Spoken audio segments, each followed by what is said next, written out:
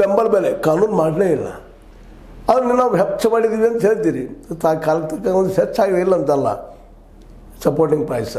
ಆದ್ರೆ ಇಷ್ಟೇ ಇದೇ ದುಡ್ಡಿಗೆ ನೀವು ತೊಗೊಳ್ಬೇಕು ಅನ್ನೋದು ಕಾನೂನನ್ನು ಯಾಕೆ ನೀವು ಮಾಡ್ತಾ ಇಲ್ಲ ಕೊಳ್ಳೋರಿಗೆ? ಹೀಗಾಗಿ ರೈತ ಅಂದು ಬಡಬಿದ್ದಾನ, ಇವತ್ತು ಅದಾನ, ಇನ್ನು ಮುಂದೆ ಇದೇ ರೀತಿ ಇರ್ತಾನೆ. ಮತ್ತು ಅವ್ರ ರೈತರಲ್ಲಿ ಒಕ್ಕಟ್ಟು ಇಲ್ಲ ಅನ್ನೋ ಕಾರಣಕ್ಕಾಗಿ ಇವತ್ತು ಎಲ್ಲ ಈ ರಾಜಕಾರಣಿಗಳು ತಮಗೆ ಹೆಂಗೆ ಬೇಕು ಅಂತ ರಾಜಕಾರಣ ಮಾಡ್ತಾ ಇದ್ದಾರೆ, ಅನುಕೂಲ ಸಿಂಧು ಮಾಡ್ತಾ ಇದ್ದಾರೆ.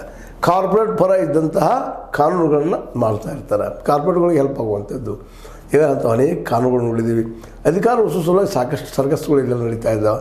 ಹೀಗಾಗಿ ಪ್ರಹ್ಲಾದ್ ಜೋಶಿಯವರು ಈ ಸಂದರ್ಭದಲ್ಲಿ ನಾವು ಅವ್ರ ಬಗ್ಗೆ ಒಳ್ಳೆಯ ಒಂದು ಮಾತನ್ನು ಹೇಳೋ ಸಂದರ್ಭದಲ್ಲಿ ಈ ಹಿಂದಿನ ಬಗ್ಗೆ ನೀವು ವಿಮರ್ಶೆ ಮಾಡಿದಷ್ಟು ಒಳ್ಳೆಯದು. ಜೊತೆಗೆ ಇವು ಎಲ್ಲದ್ರ ಬಗ್ಗೆ ಒಂದು ಶ್ವೇತ ಪತ್ರವನ್ನು ಯಾಕೆ ತರಬಾರ್ದು ಕೇಂದ್ರ ಸರ್ಕಾರ, ಎಷ್ಟು ಕೊಟ್ಟಿದೆ, ಏನು ಮಾಡಿ ಅಂತ.